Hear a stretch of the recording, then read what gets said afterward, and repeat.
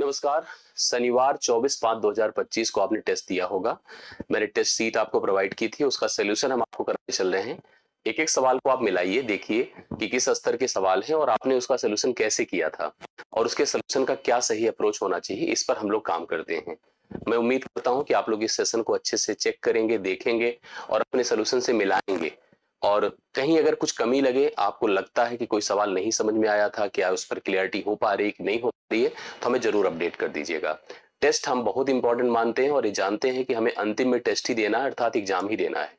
उस एग्जाम को हम टेस्ट की तरह अभी से इन्वॉल्वमेंट अपनी उसमें रखें, समझें और इसमें अपनी प्रक्रिया, अपनी एक्टिविटी को हम हमेशा से जोड़ रखें, तो ये हमें बहुत ही बेनिफिट देगा आगे। मैथ्स के स्तरीय सवाल है, लगभग हर स्तर के सवाल हमने यहाँ पर अलग एक टॉपिक से कवर किया है और एक बहुत शानदार से टेस्ट को आप लोग पार्टिसिपेट कर रहे थे। आइए हम लोग एक-एक सवालों का सॉल्यूशन करते हैं। चलिए, पहला सवाल आपके सामने होगा, इसका भिन्न मान बताना है। इस स्तर का सवाल आपको देखने को मिलता है, ऐसे एक नंबर दिख जाएगा और इसको थोड़ा सा आप रिकॉग्नाइज करिए तो आपको समझ में आएगा इसमें हो क्या रहा है। यह नंबर देखने में आपको टर्मिनेटिंग लग रहा है, जबकि टर्मिनेटिंग है नहीं। यह रिकरिंग है, 4 है, 6 है, 8, ठीक है, फिर 6 8 है, फिर 6 8 है, इसी तरह से यह कंटिन्यूड बढ़ रहा है। तो इस तरह के भिन्न भिन्न को हम टर्मिनेटिंग कहते हैं, नॉन टर्मिनेटिंग कहते हैं, जो रिकरिंग बन जाता है अर्थात आवर्ती बन जाता है। इसका कैसे सलूशन होगा मैंने इसको बताया। पहले तो इसको प्रेजेंट ऐसे कर सकते हैं, 0.4 को छोड़ करके 6 8 के ऊपर हम बार लगा दें, सही है। फिर इसके बाद मैंने एक सेशन लिया था जिसमें इसको पूरा हमने एक्सप्लेन भी किया था कि कैसे कन्वर्जन किया जाता है। अब इसको पूरा आप 468 लिखिए, करेक्ट है, 468 लिखा। इसमें से 4 घटा दें, मतलब जितना हमारे पास बिना बार वाला पद है उसको घटा दें। नीचे जितने पदों के ऊपर बार है उतनी बार हम 9 लिख दें और जितने पद विदाउट बार है उतनी बार 0 लिख दें। साल करेंगे तो हो जाएगा 464, ठीक है। 464 बटा कितना हो जाएगा, 990। अब 464 बटे 990 कहीं पर ऑप्शन में है, बिल्कुल। अगर चाहते तो और एक बार हम कैंसिल कर सकते थे, लेकिन कैंसिल करने की जरूरत नहीं। इस तरह के सवालों का जो सोल्यूशन होता है पूरी तरह से ऑप्शन ओरिएंटेड हो जाता है। जैसा ऑप्शन में रहती है वैल्यू, उसी तरह से हमें आंसर देना भी पड़ता है। तो राइट सोल्यूशन 464 बटे 990 आपके सामने करेक्ट आंसर के रूप में आ रहा है। सवाल देखिए अगला क्या है, इकाई के अंक का सवाल है, बहुत इंपॉर्टेंट है, आप इसको क्लियर समझिए। अंत में 7 है, अंत में 7 है अगर किसी संख्या के, और 7 ही नहीं, 2 हो, 3 हो, 7 हो, 8 हो, अर्थात दूसरा वाला नंबर भी उसी टाइप पे है, उसी कंडीशन पर है। जब भी जो भी इसकी पावर लगी रहती है उस पावर को हम 4 से भाग करते हैं, पावर को 4 से भाग करके शेषफल निकालते हैं और उस शेषफल को इनके ऊपर पावर लगा करके आंसर करते हैं। तो हम क्या करेंगे, देख रहे हैं 7 है तो हमने 45 को 4 से भाग किया, 11 चौके 44, रिमाइंडर 1 आएगा। तो मैंने 7 की पावर 1 लगाया तो वैल्यू 7 ही रह गई। गुणा करिए, यहां भी सेम वही कंडीशन है। मैंने इसको भी क्या किया पता है, 4 से भाग किया, 18 चौके 72, 1 73, रिमाइंडर 1 आया तो भी 8 की पावर 1 ही होगा। 8 सत्ते 56, अर्थात इसके अंत में आपको 6 देखने को मिलेगा। आप क्लियर बताओ, आप सभी का आंसर सही था कि नहीं? 6 इसका राइट सोल्यूशन होगा।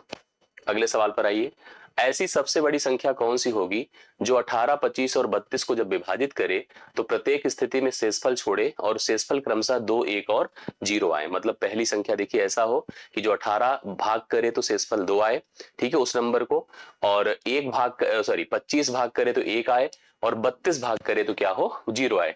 मतलब इसको दिमाग से सेट करिए। इन नंबर्स को, जैसे सवाल क्या कहता है इसको सोचिएगा, इन नंबर्स को, जो ये 18 है, दरअसल हमको ऐसे सोचना है, 18 है, हमको 25 दिया है और 32 दिया है और एक नंबर ढूंढना है। इस नंबर से जब मैं 18 को भाग करवाऊंगा तो रिमाइंडर कितना आएगा, बोलिए, 2 आएगा। इसी नंबर से 25 को भाग करवाऊंगा तो रिमाइंडर कितना आएगा, 1 आएगा। और इसी नंबर से 32 को भाग करवाऊंगा तो शेषफल 0 आएगा। मतलब यह नंबर 32 को पूर्णतः विभाजित करेगा और 32 को विभाजित करने में अगर बड़ों की बात किया जाए तो सबसे बड़ा 16 है। 12 तो 32 को विभाजित नहीं कर पाएगा, ये तीनों 32 को विभाजित कर देंगे। लेकिन बाकी चीजें हम देखते हैं सेट हो रही कि नहीं। जैसे मैंने 16 को पकड़ा, 16 को लाके इनकी जगह सेट किया, 16 से 18 को भाग किया, बहुत बढ़िया से, 16 के 16, 16 दो 18 हो रहा है तो एकदम सेट हो गया। लेकिन 16 से जब 25 को भाग किया, 16 के 16, 9 25, तो 16 अपने साथ नहीं हो पाएगा, 16 का काम छोड़ दीजिए। 8 पर आइए, 8 से भाग किया, 8 दूना 16, 2 शेषफल करेक्ट है, 8 त्रिक 24, 1 शेषफल, बिल्कुल हम यहाँ पर 8 को फिट कर रहे हैं 16 को काट करके। अब सेम काम 4 भी कर पाएगा, लेकिन 4 को नहीं लेना क्योंकि बड़ी संख्या की बात करनी है। 8 दूना 16, 2 शेषफल, 8 त्रिक 24, 1 शेषफल, 8 चौके 32, 0 शेषफल। तो हम इसके लिए जो सही उत्तर लगा रहे हैं सी ऑप्शन है। क्या आप मेरी बात से सहमत हैं? बिल्कुल होना चाहिए, सी ऑप्शन इसका राइट सोल्यूशन होगा। 8 इसका करेक्ट आंसर बनकर आपके सामने आएगा। चौथे पर आइए। अब आते देखिए चौथे सवाल पर हम लोग पहुंचते हैं। सवाल को पढ़िए, देखिए क्या लिखा है। किसी भूखंड को 26,130 में बेचने पर मालिक को 22% की हानि होती है। 22% का लाभ प्राप्त करने के लिए उसे भूखंड को किस मूल्य पर बेचना चाहिए? प्रत्येक वस्तु की लागत हमेशा 100 होती है। अगर हम उसे 22% की हानि पर बेच रहे थे, जिसको हम कितने में बेच रहे थे? 78 में। और 22% के लाभ की बात अगर हम लोग करें, 22% के लाभ की बात, तो 122 हो गया। करेक्ट है। इसकी वैल्यू देखिए यहां पर कितनी है? इसकी वैल्यू यहां पर 26,130 है। तो बोलिए इसका मान कितना होगा? इसको कैलकुलेट करना होगा, तुलना करनी होगी। 78 की तुलना इसके साथ करनी होगी, जो आएगा उसको हम 122 से कंपेयर करके 122 से गुणा करके निकालेंगे। अब मुझे 78 का पहाड़ा तो आता नहीं, तो हम डिविजिबिलिटी पर जाएं, या जैसे आप सेट कर पाए। मैं 13 से समझ पा रहा हूं, 13 से कट रहा है। 13 छंगे 78 होता है, 13 दूना 26, एक जीरो बढ़ेगा, 13 के 2010 हो गया। 6 से और काटिएगा, 6 त्रिक 18 होगा, फिर 6 त्रिक 18, 6 पंचे 30 होगा। 335 का गुणा 122 से करेंगे, 122 गुणे 335। अब इसमें भी वही चीज है कि 122 का पहाड़ा नहीं आता, तो 122 को आप 100 प्लस ऐसे बना सकते हैं अगर चाहें तो। फिलहाल इतना तो हम लोग कैलकुलेशन वैसे भी कर लेंगे, इसमें दिक्कत अपने को नहीं आएगी। डिजिट सम का भी उपयोग कर सकते हैं। 335 के आगे देखिए कितने जीरो हो जाएंगे? डबल जीरो होगा। 22 के साथ इसका गुणा करिएगा और जोड़िएगा तो आपको 40,870 मिलेगा, जो पहले ही ऑप्शन में आपके सामने अवेलेबल है। चौथे सवाल का करेक्ट आंसर जो आपको दिख रहा है कितना? 40,870 इन ऑप्शन नंबर ए। आप इसको नोट कर सकते हैं। नेक्स्ट क्वेश्चन पर मैं चलता हूं, आपको चौथा डन करके पांचवे पर। एक व्यक्ति क्या करता है, देखिए पढ़िए। हॉस्टल से कॉलेज तक 20 किलोमीटर प्रति घंटे की चाल से साइकिल चलाता है, एक छात्र होता है, और 14.5 मिनट की देरी से पहुंचता है। जब वह चाल अपनी 20 किलोमीटर प्रति घंटे रखता है तो वह 14.5 मिनट देरी से पहुंचता है। अगर उसने अपनी चाल को 24 किलोमीटर प्रति घंटे की गति से चलाया, मतलब किया, इसका मतलब चाल अभी थोड़ा ये तेज कर दिया, तो उसे 14.5 मिनट जल्दी पहुंचने का यहाँ पर हम लोगों ने देखा, ऑब्जर्व किया। कह रहा है घर उसके हॉस्टल से कॉलेज की दूरी। एक बात आप समझ लो, दोनों प्रकार की चालों में उसकी जो एक्चुअल चाल है वो नहीं यहां पर दी गई है। एक्चुअल चाल उसकी अगर सही होती है तो यह 14.5 मिनट की देरी से ना पहुंचता, और एक्चुअल चाल ही होती है तो यह जल्दी ना पहुंचता। जैसे हमको कहीं 9 बजे पहुंचना है, तो मैं अपने एक समय को, अपनी चाल को एक फिक्स किया हूं, उसी चाल से चलता हूं और 9 बजे एग्जैक्टली पहुंच जाता हूं। जिस दिन मैंने उस चाल को अपनी परिवर्तित किया, तो मैं हो सकता है 8:10 पे ही 8:50 पे ही पहुंच जाऊं, मतलब 10 मिनट पहले पहुंच जाऊं। या किसी दिन और परिवर्तित किया, थोड़ा सा जल्दी, मतलब तेज स्लो कर दिया स्पीड को, तो हम 8-9-10 पे पहुंच पाए, 9:10 पे 10 मिनट देरी से पहुंच पाए। तो मैंने अपनी चालों में परिवर्तन देखा, ये चालें हमको डिस्टर्ब कर रही थी। हमने क्या किया, इसको सेट किया।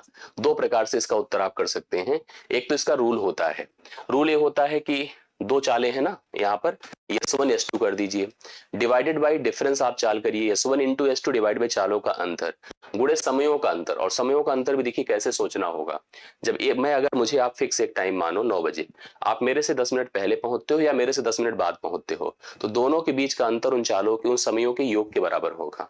अंतर यहाँ जुड़कर आता है, तो हम चालों के अनुपात से जा सकते हैं, क्योंकि चालों का अनुपात समयों के अनुपात के व्युत्क्रमानुपाती होता है। तो चालें देखिए कैसी है, एक तो 20 चाल थी, ठीक है। दूसरी कितनी चाल थी, देखिए 24 चाल थी। ये तो दो चालें थी, ये चालें थी, मतलब मैं यहाँ पे मेंशन कर देता हूँ, ये चाल है। करेक्ट है। समय क्या हो जाएगा, मतलब ये एक्चुअल चाल है। चालों का अनुपात पहले बनाइए, चालों का अनुपात हो जाएगा 5 चौके 20, सॉरी 4 पंचे 20 और 4 छंगे 24, 5:6 यहाँ पर चालों का अनुपात था। बोलिए समयों का अनुपात 6:5 होगा। तो चालों का अंतर बोलिए कितना है, एक है, एक है। समयों का अनुपात, यहाँ पर समयों का अनुपात, समयों का अंतर कितना है, अनुपातिक अंतर एक है, लेकिन रियल अंतर 14.5 मिलकर के 14 14 28 एक 29 है। करेक्ट है, 29 है। 29 क्या है, मिनट है। तो एक्चुअल समय देखिए ध्यान से, जब ये इस वाली चाल से चलता था तो कितना समय लगता था, 6। चाहे इसका उपयोग कर लीजिए, बात एक ही आएगी। अगर हमने कहा 6 की चाल से चले तो कितना समय, मतलब 6 वाले समय का उपयोग करके देखिए, 6 9 में 54 की 4 हासिल 5, 6 दूना 12 5 17, 174 मिनट लगता। अब 174 मिनट का समय है, चाल है 20 किलोमीटर प्रति घंटा, तो दूरी बताइए कितना हो गई। दूरी बराबर चाल गुणे समय होता है, चाल गुणे समय होता है। चाल कितनी बताएं, 20 है, और समय कितना है जो हमारे पास मिनट में, उसको घंटे में कन्वर्ट करिए। 174 बटे आप कितना कर दो पता है, 60, क्योंकि मिनट को घंटे में कन्वर्ट करने के लिए 60 से हम लोग भाग करते हैं। 20 या 60 होता है, 3 पचे 15 होता है, 3 अठे 24। ये 58 किलोमीटर की दूरी है। 58 किलोमीटर की दूरी उसके घर से हॉस्टल के बीच की है। दूसरा तरीका एक और था जो मैं आपको बता रहा हूं, लिखो चालों का प्रोडक्ट 20 गुणे कितना कर दो, 24 बटे चालों का अंतर 4 है, गुणे समयों का अंतर मैंने कहा ना जुड़कर आएगा 29 होगा, लेकिन 29 बटे क्या कर दें 60 कर दें, 29 बटे 60, 20 तिया कितना होता है 60 होगा। 4 से करिए इसको डिवाइड, देखिए 4 से करिए, 4 छंगे 24 होगा, 3 से करिए 3 दूना 6 होगा, 29 दूना कितना होता है 58, 58 किलोमीटर की दूरी तब भी आएगी। ये फार्मूला अप्लाइड होता है और फार्मूले से भी उत्तर आराम से डिक्लेयर हो जाता है। अगला सवाल, एक अर्धगोले का कुल पृष्ठीय क्षेत्रफल बताना है जिसकी त्रिज्या 27 सेंटीमीटर है। अर्धगोला देखिए कैसे बनेगा, जैसे ये पूरा गोला है, समझ रहे हैं, ये पूरा गोला है, ये है गोला अपना, ब्लेड लीजिए और ऐसे ऐसे मार दीजिए, कट जाए, जब कटेगा तो कटोरे की तरह हो जाएगा, ऐसे जैसे चांद होता है ऐसे कटोरे की तरह, कटोरा आप देखते ही हैं, यही अर्धगोला है। अर्धगोले की रेडियस है, जब ये पूरा गोला होता है तो इसका जो सरफेस एरिया होता है 4 वृत्तों के बराबर होता है, ठीक है। जब हम काट देंगे तो दो मतलब एक्चुअली दो सर्कल नीचे 2 ही ऊपर होते हैं, तो 4 सर्कल के कॉम्बिनेशन से इसका सरफेस डिक्लेयर होता है। जब काट दिया तो 2 सर्कल तो रहेगा 2 पाई आर स्क्वायर, लेकिन एक सर्कल है जो सतह थी ना वो भी बन जाती है, अर्थात 1 पाई आर स्क्वायर और ऐड हो जाएगा, तो इसका जो टोटल सरफेस एरिया बनकर आता है वो 3 पाई आर स्क्वायर हो जाता है। जब अर्धगोले की बात होती है और उसके टोटल सरफेस एरिया की बात आती है तो 3 पाई आर स्क्वायर होता है। तो 3 तो रहने दीजिए, पाई की जगह 22/7 लेना नहीं है, 3.14 लेना है, और उसके साथ आर की वैल्यू देखिए 27 लिखा है, तो मैं 27 का वर्ग कर दूंगा, 27 का वर्ग होता है 729, कितना होता है भाई 729 होता है। अब इसी को हम लोग को यहाँ पर अप्लाई करना है, जैसे देखिए क्या, कहीं से भी गुणा करके देखिए भाई, वो तो एक ही चीज हो गई, 3 चौके 12 की 2 हासिल, 3 चौके 12 की 2 हासिल 1 हुआ, 3 1 के 3 1 4 हुआ, करेक्ट है, 3 3 9, ये 9 होता है, 9.42 हो गया। अब इसका गुणा आपको 729 से करना है भैया, इतना मल्टीप्लीकेशन आपको डन करना होगा। अब आप चाहे तो आप करके देखो, जैसे हम 729 लिख दें यहाँ पर, मैं कुछ ट्रिक्स हम आपको बता सकते हैं, बाकी हम कुछ ऐसा तो करेंगे नहीं, आपको करना आप ही को है। डेसिमल हटा करके देखिए कुछ ट्राई कर सकते हैं, 942 करिए, 9 दूना 18 लिख दीजिए, करेक्ट है, 2 दूना 4, 9 चौके 36, 4 40 कर दीजिए, ऐसे बांट देते हैं। फिर देखिए क्या होता है, 7 दूना 14, ठीक है, 9 9 81, 4 दूना 8 हो सकता है ना, समझ में आया हो आपको, लेकिन 14 8 22 और 80 20 100 103 हो जाएगा, ठीक है, थोड़ा टफ हो जाता है भाई ऐसे।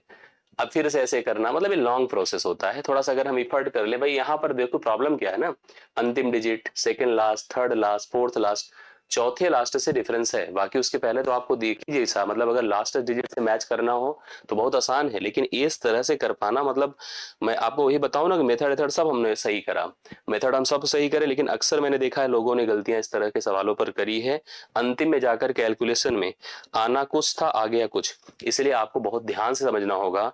6867.18 इसका राइट सोल्यूशन आएगा, पहला ऑप्शन, ट्राई कर लीजिएगा। बाकी इस तरह के गुड़े के हमने कुछ अप्रोच बता रखे हैं, कुछ कोशिश अगर करेंगे तो आंसर मिलेगा। कितने लोगों का सही था मुझे कमेंट करके बताइए।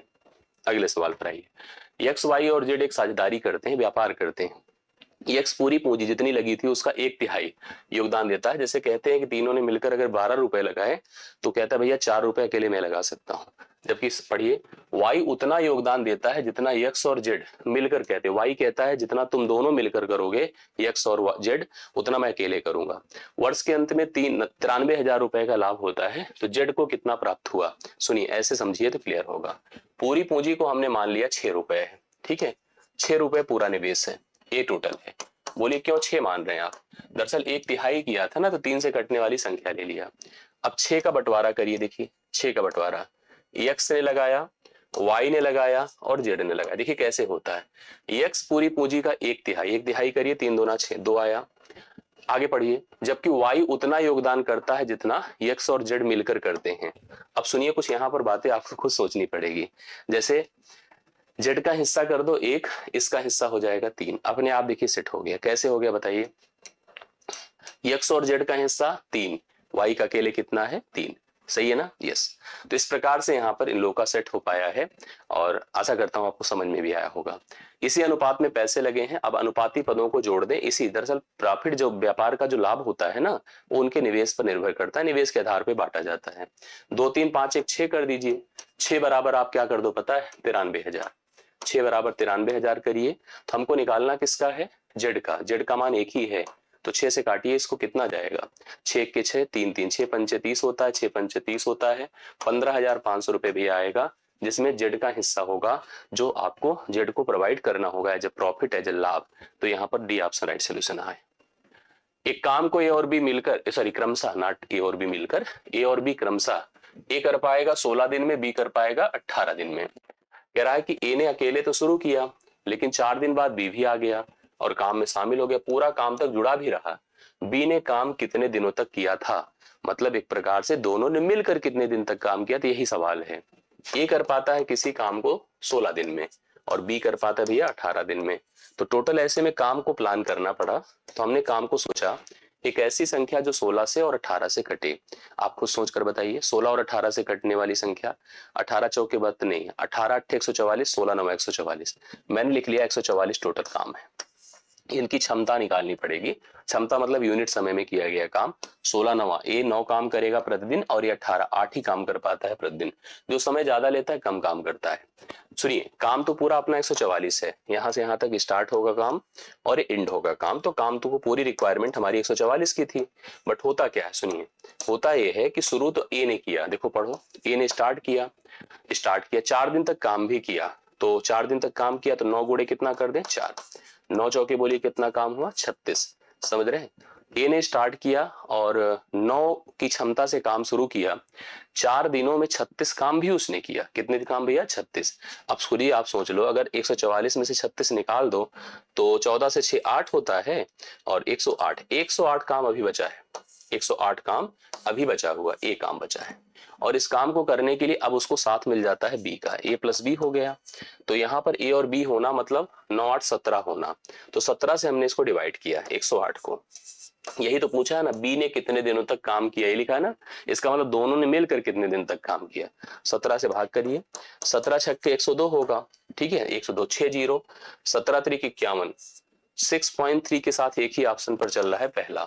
इतने दिन तक उसने क्या किया, साथ में काम किया, या कह दे बी ने काम किया, यही तो सवाल पूछा है। तो 6.35 इसके लिए राइट सोल्यूशन आप लगा चुके हैं, एकदम श्योर कर दीजिएगा, कन्फर्म सवाल लेकिन बढ़िया है। अगले सवाल पर आए, एक दुकानदार 2 बैग को क्रमशः 5500 में बेचता है, मतलब दोनों को समान दाम में बेचता है, सेम प्राइस में, 5500 पहले को भी 5500 ही, दूसरे 5500 के लिए 5500 रुपए में दूसरे को भी। उसे एक पर 21% का लाभ होता है, दूसरे पर उसे 21% की हानि होती है। पूरे लेन देन में उसके लाभ या हानि का प्रतिशत बताएं। जब SP1 बराबर SP2 हो, वस्तुओं के विक्रय मूल्य सेम हो, profit percent is equal to loss percent हो, लाभ जितना पहले में हुआ है उतना दूसरे पर हानि हुई, तो पूरे सौदे में हानि होगी, पूरे सौदे में हानि होगी। और हानि का जो प्रतिशत होगा वो x वर्ग बटे 100 होगा, मतलब 21 का वर्ग बटे 100 होगा। तो 21 का वर्ग होता है 441 बटे आप 100 कर दें 4.41 प्रतिशत की, बोलो लाभ नहीं, 4.41 प्रतिशत की हानि। तो बी ऑप्शन राइट सोल्यूशन, एकदम किया होगा आप लोगों ने, मुझे पूरा भरोसा है। 9वां डन है। 10वें पर है, 50 लीटर का एक मिश्रण है जिसमें शराब और सोडा है 3 और 2 के अनुपात में, शराब सोडा 6 7 का अनुपात उसे बनाना है। देखिए अपने पास एक लिक्विड है वाइन एंड सोडा, ठीक है, किस रेशियो में, इसमें 3 भाग वाइन है और 2 भाग कितना है सोडा है, और ये टोटल क्वांटिटी है कितनी 50 लीटर की। 50 लीटर का मिश्रण है, 3 भाग वाइन है और 2 भाग सोडा है, करेक्ट है। होता क्या है, मुझे इस मिश्रण को 6 और 7 के अनुपात में बनाना है। इसके लिए हमें कितना सोडा मिलाना है, तो सोडा मिलाना है, शराब को सेम रखना है। तो इसके लिए हम सोडा में जो इंक्रीज होगा उसको देखेंगे, लेकिन शराब की वैल्यू को सेम रखेंगे। सेम कैसे होगा, अगर यहाँ 3 है यहाँ 6 है, तो आप इसको अगर 2 से गुणा कर दे तो ये भी 6 हो जाएगा। इसका होना तो ठीक है, बराबर हो गया, लेकिन मेन हमारा ए था कि यह भाग अब 4 हो गया। क्या हो गया 4, 4 से 7 होना, बोलिए कितना बढ़ रहा है 3 बढ़ रहा है। इसी 3 की वृद्धि आपको बतानी है। इसके लिए चेक करिए क्या अवेलेबल था अपने पास, ये 50 लीटर अवेलेबल था। इसकी क्वांटिटी स्टार्टिंग में कितनी थी 3 2, बट अभी कितनी हो गई बताएं, 3 2 6, 6 और 4 हो गई जो हुई है, उसी के आधार पे चलिए। 6 4 कितना होता है 10, 10 बराबर आप कर दो 50, 1 बराबर होगा 5, तो 3 बराबर जो बढ़ा है वो कितना है 15 लीटर। तो 15 लीटर सोडा बढ़ाएंगे तब जाकर के 6 और 7 का रेशियो आपको प्राप्त होगा। राइट सोल्यूशन 10वें सवाल का। 11वां सवाल देखिए, साधारण ब्याज पर 4 वर्षों में एक राशि में 60% की वृद्धि होती है। ये सवाल अभी पूछा गया था लेटेस्ट एग्जाम में। यहाँ पर देखो 4 साल में 60% की वृद्धि हुई, साधारण ब्याज हमको 60% की तरह मिला 4 साल में। अगर 4 साल में 60% मिला है तो 1 साल में कितना मिला होगा बताइए, 1 साल में 15% मिला होगा। तो ब्याज की दर कितनी रही होगी? 15%। एक साल में आपको 15%, ये आपको इसीलिए हमने बताया क्योंकि साधारण ब्याज प्रतिवर्ष क्या होता है? समान होता है। अब सुनिए, कह रहा इसी दर से 2 वर्ष के बाद 46,500 पर चक्रवृद्धि ब्याज क्या होगा? आइए मैं आपको बताता हूँ। प्रिंसिपल लिखिए और अमाउंट लिखिए, क्योंकि ये तो सतत पर आधारित होता है। 15% होता है, 5 या 15, 5 भी में 100, जानते हैं सब लोग इसको। 20 से 3 बढ़कर 23 हुआ अमाउंट, फिर 20 से 3 बढ़कर 23 हुआ, 20 भी में 400। प्रिंसिपल अगर 400 था तो यह 529 होगा। कितने का ब्याज है आप जोड़ लो? 129 का। प्रिंसिपल अगर 400 है तो इसकी वैल्यू कितना दे रखा है? 46,500। ठीक है, हमको 129 का मान निकालना है। पूरी तरह से कटेगा नहीं, दशमलव में आएगा, बट कोई नहीं, हम लोग को कर लेना है। ठीक है, ऐसे सवाल भी मिलते हैं अपने को। ये हो गया। अब आपको इसको 4 से भाग करना है। देखो इस पूरे सेट में जोड़ घटाव काफी था, 4 से भाग करिए। 4 1 4, 4 1 4, 2 6, 4 6 24, 4 2 8, 4 5 20, 116.25 गुणे 129। तो गुणा भाग में बहुत ख्याल रखिएगा, गलत ना होने पाए। देखिए, और सारे ऑप्शंस आप देखो, last digit, second last, third last, fourth last, मतलब फिफ्थ लास्ट, यहां से इसने परिवर्तन दिया है। इस बात को अगर नहीं हम लोग को सीरियसली देख पाएंगे, नहीं कैलकुलेट करेंगे अच्छे से, जैसे हम लोग सोचते हैं ना, कभी कभी हम बहुत इधर उधर कर दें, डिजिटल सम लगा दें। अब डिजिटल सम लगा के कोई देखो इधर उधर थोड़ा सा आंकड़ा कर दो, सेम मिल जाएगा डिजिटल सम। तो इससे डिजिटल सम से बिल्कुल मत सोचिएगा। इसको आपका जो ट्रेडिशनल अप्रोच है ना, उसको फॉलो करिए। बिल्कुल आप कंफ्यूज ना होकर के एकदम ट्रेडिशनल करिए इसको, और कंफ्यूज ना होइए, नहीं तो बहुत ही गलती होने के चांस होते हैं। 14,996.25 जो सी ऑप्शन है ना, ए इसके लिए राइट सोल्यूशन होगा। ये समझ रहे हैं? सी ऑप्शन इसके लिए राइट सोल्यूशन होगा। जब आप इसका गुणा करेंगे तो मेरे ख्याल से आपको समझ में आया होगा। एक प्रतियोगी परीक्षा होती है जिसमें सेक्शन ए में 80% अभ्यर्थी पास होते हैं, सेक्शन बी में 77%, दोनों सेक्शंस में 18% फेल होते हैं। याद रखिएगा, दोनों सेक्शन में 1425 छात्र अगर पास होते हैं तो प्रतियोगी परीक्षा में उपस्थित कुल अभ्यर्थियों की संख्या क्या थी, ये हमको बताना है। सबसे पहले सेक्शन ए में कितने पास होते हैं? 80, तो फेल हो गए 20।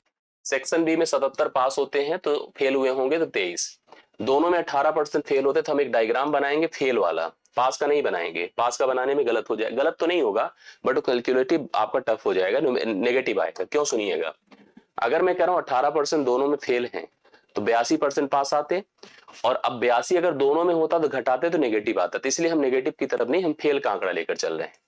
अब आप खुद सोचिए, अगर सेक्शन ए है, ऊपर लिखा है 80% पास, इसका मतलब 20% क्या हुए? फेल। सेक्शन बी पर आए, सेक्शन बी में मैं कह रहा हूं 77% पास तो 23% फेल, और पूरे में 18% फेल है, दोनों में सॉरी। अब अगर हम कह दें केवल सेक्शन ए में कितने फेल हैं, तो बी 2%, करेक्ट है ना। केवल बी में कितने फेल है? 5%। अब अगर हम फेल की बात करें 18, तो 20 5 25, 25% फेल है। सवाल कहता है कि 1425 छात्र कुल उपस्थित हुए थे, तो परीक्षा में कुल अभ्यर्थियों की संख्या, यदि दोनों सेक्शंस में 1425 छात्र उत्तीर्ण अर्थात पास हुए थे। अब आप खुद समझ लीजिए, अगर 25% फेल हैं, 25 पर तो 75% क्या होंगे बताइए? पास होंगे। 75% पास होंगे। जिस 75% की वैल्यू अपने को दे रखा है 1425, हमको टोटल बताना है 100% की वैल्यू क्या रही होगी। ये सवाल अपना बनकर आ रहा है। आइए ट्राई करते हैं। 25 तिया 75, 25 पंचे 125 होगा, 125, और आप जो है कितना होगा? 17 8 25 17, 125 7 175, 57 होगा, और 57 फिर से 3 से भाग करिए, 19 हो जाएगा। 19 का 100 से गुणा कर दी, 1900 टोटल छात्र थे। सी ऑप्शन इसका राइट सोल्यूशन हो जाएगा। 12वां सवाल आपका डन होता है। 13वें पर आइए। एक वलय के वृत्तखंड, वलय समझते हैं, रिंग जिसको कहते हैं, वृत्तखंड सेक्टर का जो अर्ध व्यास मतलब रेडियस 21 सेंटीमीटर है और केंद्रीय कोण 135 डिग्री है, उसकी परिमिति अर्थात परिमाप बताओ। देखो ये वलय रहा होगा, ऐसे वलय था यहाँ पर। अब क्या क्या कहानी है? वलय के वृत्तखंड, वलय का वृत्तखंड ए है, समझ रहे हैं? ए है, अर्धव्यास 21 है, रेडियस 21 हो गया, और ये कोण 135 डिग्री है, 135 डिग्री है। हमको दो चीजें बतानी। परिमिति का मतलब होता है परिमाप। मुझे दो चीज चाहिए, एक तो ए लेंथ चाहिए, ए वाली आर्क बोली जाएगी, और दूसरा 21 और 21 मिलकर के 42। इसकी तो टेंशन नहीं है अपने को, आपको मैं इस आर्क लेंथ की बात आपको कंफर्म कर दूं। आर्क लेंथ क्या होता है समझिएगा। आर्क लेंथ पहले देखा जाता है कोण कितना है, थीटा, और पूरा कितना है 360, भाई पूरा कोण 360 होता है, गुणे पूरा पूरा सरकमफेरेंस कितना है 2 पाई आर। ठीक है, 2 पाई आर, चाहे इसको काट दीजिए 180 हो जाएगा। तो कुल मिला के अपना हो गया थीटा 135 बटा 180 गुणे पाई आर, पाई मतलब 22/7, आर का मतलब 21, ठीक ना। चलो सॉल्यूशन करिए, देखिए कितना होता है। 15 9 135 होता है, ठीक है। 15 12 में होगा, एकदम सही है। 3 3 9 होता है, 3 चौके 12 होता है, ये भी सही है। 7 3 21 होता है, ये भी सही है। और 3 3 9 22 9 9 दूना 18, 9 दूना 18 19, 198 बटे कितना है 4 है। 4 चौके 16 हो गया, 16, 3 और 8, 4 9 36, 4 5 20, 49.5 है। इसमें बस आप भैया 42 जोड़ दो। 42 क्यों, देखिए 21 और 21 परिमिति पूछा है ना, तो 42 जोड़िए तो ये तो 0.5 ही रहेगा। 9 2 11, 4 4 8, 91.5। देखिए पहला ही ऑप्शन, पहला ऑप्शन राइट सोल्यूशन है। आप इसको देख लीजिएगा, मेरे ख्याल से आपको समझ में सबको आया होगा। टेंशन दिक्कत तो नहीं होनी चाहिए, अगर कहीं दिक्कत हो तो प्लीज बताइएगा। अगला सवाल, दो पाइप है 711 मिनट और 1185 मिनट में एक टैंक को भरते हैं। टैंक में एक रिसाव होता है, मतलब छेद होता है, जिसकी वजह से पानी नीचे गिरता है। जब तीनों पाइप साथ में खोले जाते हैं तो पूरा टैंक जो है 474 मिनट में भर जाता है। मतलब भरता तो है लेकिन समय लगता है ना, जैसे बाकी तो आप समझ ही रहे हैं। रिसाव जो पाइप है टैंक को खाली कितने समय में कर सकता है, ये हमको बताना है। देखो पहला भरता है, पानी डाल रहा है बेचारा 711। दूसरा भी भरता है, कितने में 1185 में। तीसरा भैया खाली करता है, और कितने में कह रहा है, जैसे नहीं, तीसरा खाली करता बट हमको जानकारी है नहीं कि वो कितने समय में खाली कर देगा। इसने कहा उसको हम ऐड कर दें अपने साथ। अगर हम तीनों को एक साथ अलाइन कर दें, खाली करने वाले को, भरने वाले को, भरने वाले को, तो टैंक भरेगा लेकिन कितना समय लगेगा 474। अब देखो यही सवाल कंफ्यूज करने वाले होते हैं कि आप इनके लिए एक संख्या ऐसी सोचिए जो टंकी की क्षमता हो जाए। अब क्या ऐसा सोच पाएंगे? अगर नहीं सोच पाएंगे तब कंफ्यूजन है। मतलब अगर आप जैसे इस सवाल को अगर अभ्यर्थी के सामने मिलता है तो मानता है तो कि एलसीएम का सवाल कहां से कर पाएगा, इतनी कैलकुलेटिंग एबिलिटी हो आपके अंदर। तो हम क्या करते पता है, हमको एचसीएफ फोकस दिमाग आने लगता है। हमने देखा सबसे छोटा कौन, 474। क्या इसको बार ले जाएगा, मतलब काट सकता है? नहीं। 474 दूना तो नहीं हो सकता है, तो इसको काटने वाला कौन है? इसको 2 दूना 4 है, 2 तिया 6 है, 2 सते 237 हो गया। 237 अगर आप 3 बार लेके जाओ, देखो 3 बार, 3 सते 21, 3 तिया 9, 2 11, 3 दूना 6 7, 3 बार ही चला जाएगा। तो मैंने इसको 237 अलग कर दिया, देखो ऐसे यहां लिख देता हूं, 237 कर दिया। गुड़े टंकी की क्षमता बना रहा हूं, ये 3 बार जाएगा, करेक्ट है। इसको सोचिए 5 बार जाएगा, 5 सते 35, इसको देखिए जो 1185 है, 5 तिया 15, 15 3 18, 5 दूना 10, 10 1 11, 5 बार गया। और इसकी बात करिए सीधा 2 बार। ये मैंने टंकी की पूरी क्षमता मान ली, ये जो अभी अभी हमने लिखा है, ठीक है। ये टंकी की अपनी क्या होगी, पूरी क्षमता। अब आइए, ये टंकी की क्षमता मतलब इतनी रिक्वायरमेंट है पानी की। अब अगर हमको प्रत्येक की इंडिविजुअल क्षमता कितना पानी कौन डाल रहा है सोचिए। 7 से 11 कैसे आएगा पता है, इसको 3 से गुणा करिए तो 5 दूना 10 हो गया, 10 लीटर पानी डाल रहा है। इसको 5 से गुणा करिए तो 15 लीटर पानी ये डाल रहा है जो बचा। और इसको क्या करिए, इसको कितने से, 2 से गुणा करिए, सॉरी 2 से नहीं, हाँ 2 से करिए।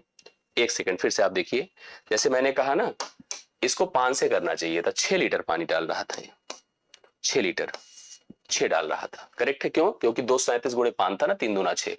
और अगर हम इसकी बात करें तो इसको इतने से करिए तो ये 15 लीटर पानी निकाल रहा था, 15 निकाल रहा था। अब सुनिए, अगर ये 15 निकाल रहा था तो आप लोग को थोड़ा सा ध्यान देना पड़ेगा। ये दोनों मिलकर बेचारे 16 लीटर पानी डाल रहे थे या 15 निकाल रहा था? 15 निकल रहा था, तीनों के मिलने से 15 निकल रहा था, जिसमें 16 डाल रहे थे। तो अब इसका मतलब ये है कि, सुनिए ध्यान से, इसका मतलब है जैसे आपको ये समझना है, निकल नहीं, ठहर रहा था। मतलब मेरा ओपिनियन समझिए, आप 16 मिलकर डाल रहे थे, 15 लीटर पानी ठहर रहा था, रुक रहा था। इसका मतलब 1 लीटर पानी निकल रहा था। निकालने वाला कौन था? सी। 1 लीटर पानी ये निकाल रहा था ना, तभी तो हुआ ऐसे ना, 16 में से 1 निकला तभी तो 15 बचा। अब 1 से इसको भाग कर दें, सी बराबर, इनका बस भाग करने का मतलब बेसिकली गुणा करिए, और कुछ है थोड़ी। 5 तिया 15, और ऐसे कर लीजिए, 15 से गुणा करिए, 15 सत्ते 105, 15 तिया 35। ऐसा क्यों कर रहा हूं, एक सेकंड पहले रुक जाइए। आप 3 से गुणा करिए, 10 को अलग कर लेते हैं। 3 से 3 सत्ते 21, 3 दूना 3 तिया 9, 9 2 11, 3 दूना 6, 6 1 7, और 10 से गुणा करिए, 1 जीरो आ जाएगा। 7110 लीटर पानी, मतलब मिनट में जो सी है ना, वो टंकी को खाली कर सकता है। सी ऑप्शन इसका राइट सोल्यूशन है। तो कैलकुलेशन पर, नंबर पर बहुत ध्यान देना पड़ेगा, तभी सवाल हल हो पाएगा। किसी वृत्त के व्यास को अगर हम दुगुना कर दें तो उसका क्षेत्रफल कितना बढ़ जाएगा। देखिए रेडियस में हो जो परिवर्तन यहाँ पर इसने व्यास के लिए बोला है, रेडियस पर भी होगा, परिधि पर होगा, तो सेम तरह से इसका क्षेत्रफल इंक्रीज करेगा, चाहे त्रिज्या पर हो, चाहे व्यास पर हो, चाहे परिधि पर हो। इसका सेंस हो गया 1 से 2 होना। दरअसल एरिया जो होता है ना पाई आर स्क्वायर होता है, तो आर का उपयोग 2 बार होता है, इसलिए बोल रहा हूं 1 से 2 होगा। इसका मतलब कितना हो जाएगा, 1 से 4 हो जाएगा, 4 गुना हो जाएगा। जो क्षेत्रफल होगा उसका 4 गुना हो जाएगा। अगर किसी वृत्त की त्रिज्याओं का अनुपात r1 r2 है, तो क्षेत्रफलों का अनुपात r1 स्क्वायर r2 स्क्वायर होगा। सेम वही रिलेशन व्यास में भी होगा, सेम परिधि में भी होगा। आदित्य को 10 पैसे और 20 पैसे के सिक्के मिले, 2 प्रकार के सिक्के, एक तो 10 पैसे के मिले और दूसरा 20 पैसे के मिले। यदि उसके पास सिक्कों की कुल संख्या 50 है, कितनी संख्या है, 50 है, कुल राशि 6 रुपए है, जो पैसे धन के रूप में 6 रुपए हैं, तो उसके पास 20 पैसे के कुल कितने सिक्के हैं। इसको देखो हम 2 प्रकार से कर सकते हैं। एक बात मैं समझ रहा हूं, सिक्कों की संख्या 50 है और जो रुपए हैं 6 है। ऑप्शन से भी चाहे तो उत्तर कर सकते हैं, ट्रेडिशनल भी कर सकते हैं कि सारे सिक्के अगर 50 है तो हमने माना कि 20 पैसे के सिक्के अगर n है तो 10 पैसे वाले सिक्के कितने हो जाएंगे, 50 माइनस n हो जाएंगे। अगर आप इसको रुपए की तरह लेकर चले, चाहे पैसे की तरह, 6 को 600 नहीं लिख सकता हूं, बिल्कुल लिख सकता हूं भाई, 1 रुपए में 100 पैसे होते। 20 से मल्टीप्लाई करें 20 n हो गया, पैसे ही है। 10 से मल्टीप्लाई करें 10 गुणे 50 करिए 500 हो जाएगा और माइनस 10 n हो जाएगा। ऐसे करके भी जा सकते हैं, बराबर 600 कर दीजिए, अपने आप आंसर आएगा। ऑप्शन से भी जा सकते हैं कि अगर हम 20 पैसे वाले सिक्कों की संख्या 10 मान ले और तो 50 पैसे वाले आपके 10 पैसे वाले आपके 40 हो जाएंगे। हम दोनों का अमाउंट जोड़ ले। नहीं तो इसका एक तरीका होता है एलिगेशन। एलिगेशन में 2 प्रकार के सिक्के हैं, 10 पैसे वाले हैं और 20 पैसे वाले हैं।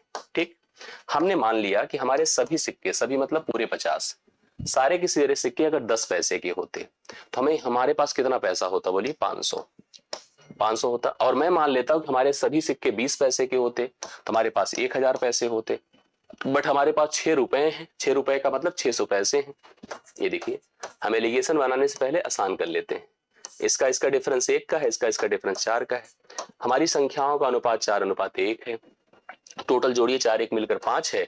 5 बराबर क्या किया जाए, 50। कुल सिक्के 50 हैं, 1 बराबर 10 है और एक ही है जो 20 पैसे के सिक्के को प्रेजेंट कर रहा है। तो 10 सिक्के हैं जो कि पहले ही ऑप्शन में आपके सामने दिए गए हैं। और वैसे भी अगर हम 10 सिक्का ले लेते पहला 20 पैसे वाला, तो 40 सिक्का बचता आपका जो है 10 पैसे वाला। दोनों के हिसाब से आंसर कर सकते थे। पहला ऑप्शन इसका राइट सोल्यूशन है। आगे बढ़िए। धीरज अपने पिता की उम्र की आधी उम्र का है। धीरज अपने पिताजी की आधी उम्र का है, समझ रहे हैं। उनके पिता धीरज की माँ से 4 साल बड़े हैं। 4 साल पहले धीरज अपनी माँ की आधी उम्र का था। धीरज की वर्तमान उम्र क्या है, आइए ट्राई करते हैं। समझिएगा, ये वर्तमान स्थिति है, समझिएगा, एकदम ट्रेडिशनल करिए। धीरज अपने पिता की आधी उम्र का है, उनके पिताजी धीरज की माँ से 4 साल बड़े, करेक्ट है। समझिए, यहां पर धीरज को ले लीजिए, ये धीरज है, ये उनके पिताजी हैं, ठीक है। और उनकी माताजी 2n-4 होंगी, एकदम सही है ना। यस, धीरज है, धीरज के पिताजी हैं। धीरज आधी उम्र के थे ना, धीरज की माताजी 4 साल छोटी थी। उनके पिताजी धीरज की माँ से 4 साल बड़े हैं। तो जीवन भर बड़ा जो अंतर होता है ना, अंतर हमेशा रहता है। 4 साल पहले अगर हम पूर्व चलते हैं, 4 वर्ष पूर्व, तो क्या होगा पता है, पिताजी 2n-4 के हो गए। अच्छा, पहले इसको छोड़ दीजिए। यहां पर 4 साल पहले स्थिति क्या थी, धीरज अपनी माँ की आधी उम्र का था। धीरज की माँ का अनुपात 2 था और धीरज का 1 था। तो अच्छा, इसको लेकर जाइए तो n-4 होगा, आप सबको पता है n- कितना होगा, 4 होगा। और इनकी भी बात अगर करें तो 2n-8 हो जाएगी, ठीक है। आप इसको इसके साथ कंपेयर कर लीजिए तो अपने आप n की वैल्यू आ जाएगी और उससे धीरज की उम्र पता चल जाएगी जो हमसे पूछा गया है, करेक्ट है। तो हम क्या लिख सकते हैं, बोलिए। हम लिख सकते हैं n-4 बटा 2n-8 बराबर 1/2। इसको उधर कर देते हैं तो 2n हो जाएगा, -8 हो जाएगा। देखिए 2n-8, इससे हम कैलकुलेट नहीं कर पा रहे हैं। हम कोशिश तो किए लेकिन हम निर्धारित नहीं कर सकते हैं। हमने अपने स्तर पे सोचा, नहीं तो इतना n बेन लगाने की जरूरत नहीं होती ऐसे सवालों में। क्लियर है, तो ये मेरे ख्याल से आपको समझ में आया होगा। दरअसल रिलेशंस कंफर्म नहीं हो पा रहे हैं। रिलेशंस अगर क्लियर हो जाते तो हम लोग ये स्पष्टता कर लेते। धीरज और उनके पिताजी का रिलेशन अगर 4 साल पहले कुछ होता तो जरूर हम लोग निर्धारित कर देते, या पिताजी यहाँ पर गुने के साथ माँ के साथ संबंधित होते, जरूर हम लोग कर लेते। ये होगा 17वां नंबर। 18 पर आइए। ये आपको डीआई का सवाल देखिए दिया हुआ है, इसको ट्राई करते हैं हम लोग। क्या है, 18 से 20 दी गई तालिका का ध्यानपूर्वक अध्ययन करें और प्रश्नों के उत्तर दें। 5 विद्यार्थी हैं, ए बी सी डी और ई द्वारा सप्ताह के प्रत्येक दिन होने वाली एक परीक्षा के उनके अंक है जो 100 में से पूर्णांक उनको मिला है।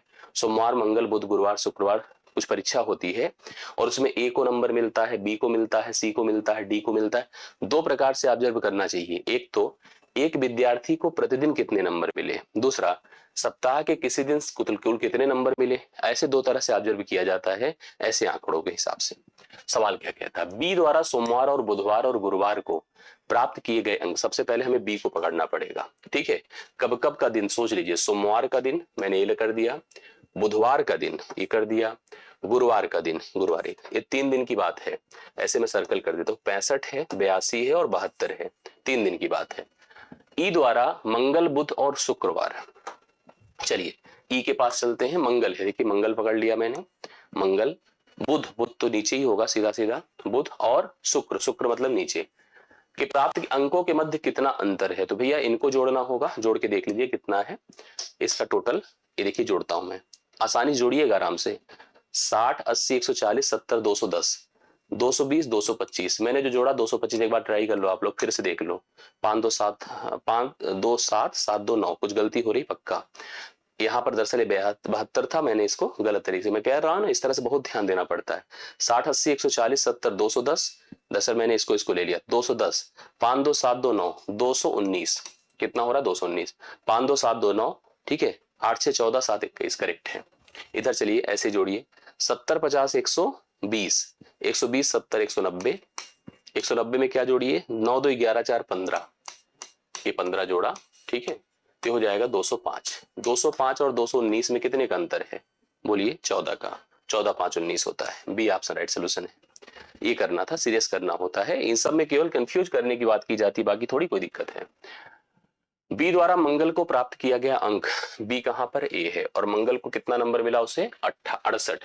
डी द्वारा मंगल को, डी के पास चलिए 51 से कितने प्रतिशत ज्यादा है, 17 त्रिक 51, 17 चौके 68, कितना ज्यादा है, 1 ज्यादा है।